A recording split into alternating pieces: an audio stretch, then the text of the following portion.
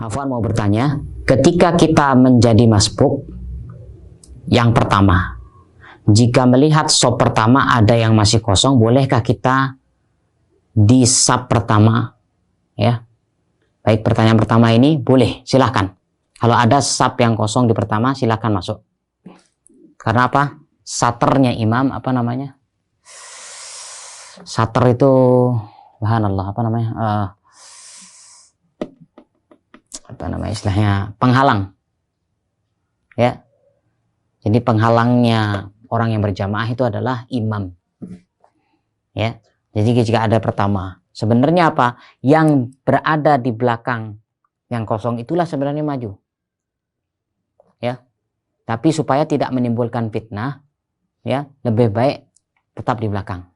Khawatirnya apa? Nanti orang tidak paham, kita masuk begitu saja, ya, akan menimbulkan fitnah yang lebih besar. Ya, jadi tetap berada di belakang lebih. Ya, Allahu a'lam. Kemudian yang kedua, jika masbuk pada rokaat kedua, berarti rokaat kedua itu menjadi rokaat pertama bagi kita. Betul. Kemudian jika sudah rokaat keempat atau yang akhir, posisi duduk imam dan makmum lainnya adalah tahiyat akhir dengan bacaan doa tahiyat akhir. Lalu bagaimana posisi duduk yang masbuk tadi? Baik. Ya, apakah duduk tahiyat akhir juga dengan bacaan tahiyat akhir atau bagaimana? Jazakallah khair wa jazakallah khair. Baik, Ibu. Jadi duduknya makmum yang masbuk memang terjadi khilaf di kalangan para ulama. Tetapi yang lebih kuat dikatakan, ya, duduknya makmum mengikuti duduknya imam. Berarti kalau pas tahiyat akhir, maka meskipun makmum itu baru rokaat kedua, ya, dia baru rokaat kedua, berarti dia tahiyat pertama, ya, maka tahiyat di sini duduknya si makmum mengikuti keadaan imam, berarti duduknya dengan duduk tahiyat akhir, yaitu duduk tawarruk, ya, yang mendudukkan kaki kiri. Ya, yang namanya duduk tawarruk. Jadi mengikuti duduknya imam. Ya, itu yang Allahu a'lam yang lebih dikuatkan. Allahu a'lam bishawab. Kemudian bacaannya bagaimana? Bacaannya sampai habis tidak apa-apa. Kita tahiyat awal, imamnya tahiyat akhir. Boleh bacaannya sampai, apakah boleh dia baca sampai fil alamina innaka hamidum majid? Boleh. Bahkan ditambah dengan doa pun boleh. Kenapa? Di tahiyat yang pertama itu masih diperbolehkan, bahkan dengan doa yang Allahumma inni a'udzubika, ya, min azabi jahannam, bahkan ada yang memperbolehkan seperti itu. Tapi silahkan dia habiskan doa tahiyat sampai bersolawat kepada Nabi, ya, fil alamina innaka hamidum majid, silahkan. Allahu a'lam.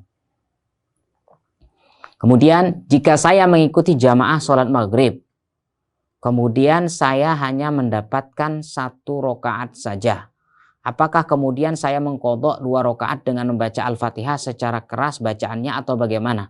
Mohon maaf, ana baru belajar. Baik, Ibu, ya, yang bertanya di sini. Ini kalau imamnya di rakaat ketiga kita baru masuk, berarti kita harus menyelesaikan 2 rakaat lagi. Ini sholat maghrib. Maka rakaat yang kedua, kalau Ibu seandainya ada yang nepuk dari belakang, ya, seandainya nepuk di belakang, maka Ibu bacaan yang keras adalah di rakaat yang kedua saja. Rakaat ketiga bagaimana? Sir. Bagaimana sholat maghrib begitu? Kalau sholat sendiri bagaimana? Apakah kita keras? Ya sama. Kalau kita sholat sendiri, bacaannya kita sirkan yang kedua dan yang ketiga. Kecuali kalau ada yang nepuk dari belakang, kita dijadikan imam, ya, yang rakaat keduanya yang dijadikan jahar. Sebagaimana sholat kita untuk sholat maghrib. Allahu a'lam. Kemudian, jika mukenah yang kita pakai sholat terkena kencing kucing, karena terlihat dari bekasnya di mukenah saya, apakah kencing kucing najis? Dan apakah saya harus mengulang sholat saya? Baik, Ibu. Pertama, perlu kita inikan dulu. Ya, ini yang bertanya, Masya Allah, ya. Sekali lagi, kencing kucing bagaimana? Kemudian pakaian yang sudah kita gunakan untuk sholat gimana? Kencing kucing itu najis. Ya, hewannya suci, tapi kotorannya najis. Begitu juga kencingnya najis. Jadi ya, ini sepakat berarti ini ya. Jadi kalau seandainya kita punya pakaian, kita lihat, wah ini bekas kencing, tidak boleh dipakai. Ya.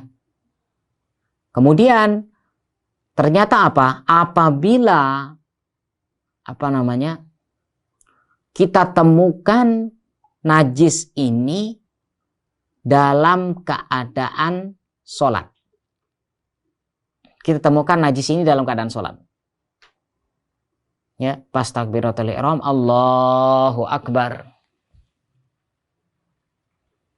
Baru ingat, ya Allah, ini anggap nih, peci saya kan tadi habis kena di pipi, bahasanya kencing kucing, kena kencing kucing tadi najis. Apa yang harus kita lakukan? Kita buang peci kita. Lanjutkan sholatnya. Ya. Buang pecinya, lanjutkan sholatnya. Ini sebagaimana yang terjadi, yang sering saya katakan, terjadi Nabi Shallallahu Alaihi Wasallam pas sholat bersama para sahabat, di sandal beliau itu ada kotorannya. Ya, jadi masjid di zaman itu kan tidak seperti kita sekarang berlantai begitu, ya pakai tehel dan sebagainya. Kalau dulu kan masih ya namanya padang pasir, alasnya masih itu. Jadi dikatakan ya beliau menggunakan sandal sampai sholat, ini termasuk sunnah, ya. Maka dikabarkan oleh Jibril bahwasanya di sandalnya itu ada najis. Maka dalam kondisi sujud, Nabi melempar sandalnya. Melemparkan sandalnya. Sahabat yang ketika itu sholat juga sujud, loh kok Nabi pakai acara lempar sandal dalam kondisi sujud. Semua sahabat ikut lempar. Semua sahabat ikut lempar sandalnya masing-masing. Nah, setelah sholat baru ditanya, ya Rasulullah, artinya ada percakapan. Kenapa tadi ada buang sandal? Maka Nabi mengatakan tadi itu Jibril datang ngabarin aku bahwasanya di sandalku itu ada kotorannya, ada najisnya, makanya aku buang. Namun poin penting yang kita ingin ambil di sini, kalau seandainya pas pemakaian itu batal, artinya di sini kan dalam kondisi sholat ya.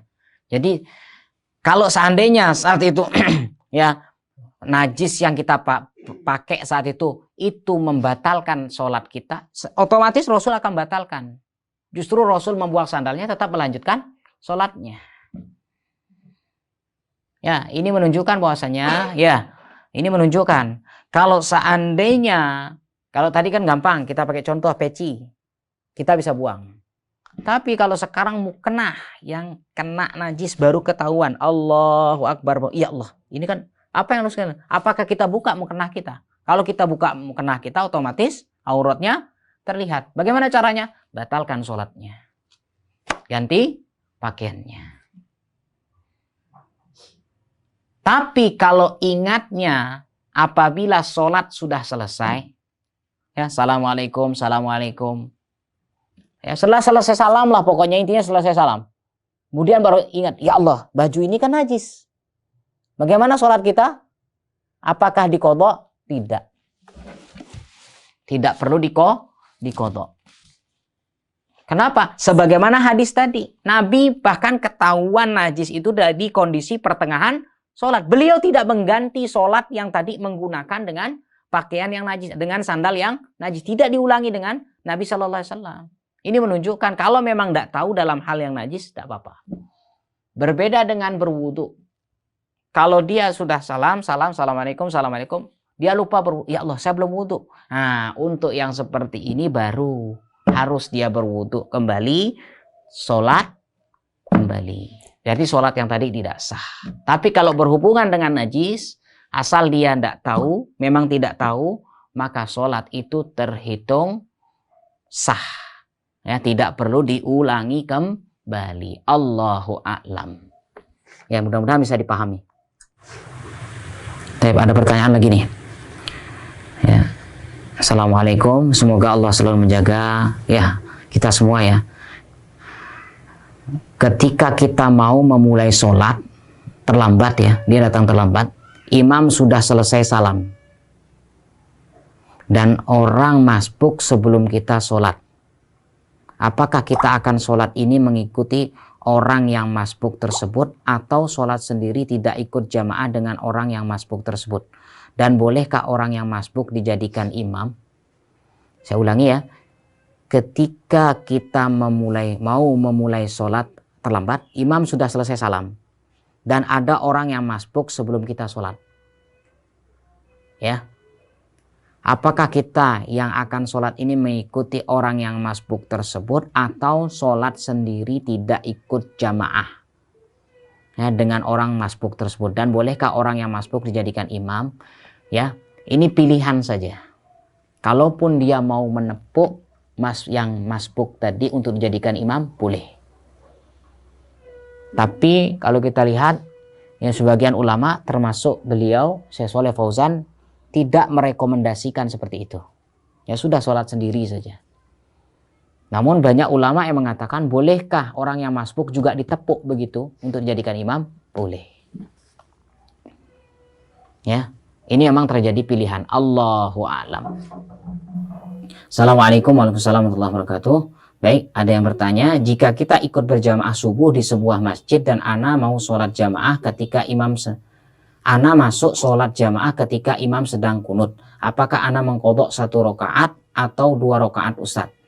Kalau imamnya sedang kunut berarti kan i'tidal, ini imamnya di rakaat kedua.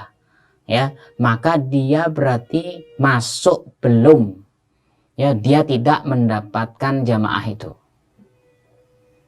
Ya, dia tidak mendapatkan jamaah, dia hanya mendapatkan niat berjamaah. Kenapa? Minimal dia mendapatkan rukuk kedua dalam sholat subuh. Allahu a'lam. Kemudian ada yang bertanya lagi, apakah doa anak angkat kepada orang tua angkatnya bisa sampai Ustaz? Baik. Dan begitu pula sebaliknya, doa ortu angkat kepada anak angkatnya sama saja Ibu. Siapapun berdoa ya, kepada siapapun dia sampaikan, artinya untuk siapa doa itu sampai. Meskipun itu untuk tetangga kita, meskipun itu untuk orang lain. Bukankah setiap Jumat ya khotib-khotib biasanya mendoakan, Allahumma gfir lil muslimina wal muslimat. Ya Allah, ampunilah orang-orang muslim dan muslimat, baik yang hidup maupun yang sudah mati. Ya, jadi boleh ya, jadi doanya anak angkat itu boleh untuk bapak angkatnya, begitu juga sebaliknya doanya bapak angkat untuk anak angkatnya juga diperbolehkan, tidak ada yang melarang. Bahkan bukan anak angkatnya sendiri pun, orang lain pun boleh dia doakan. Allahu a'lam bishawab.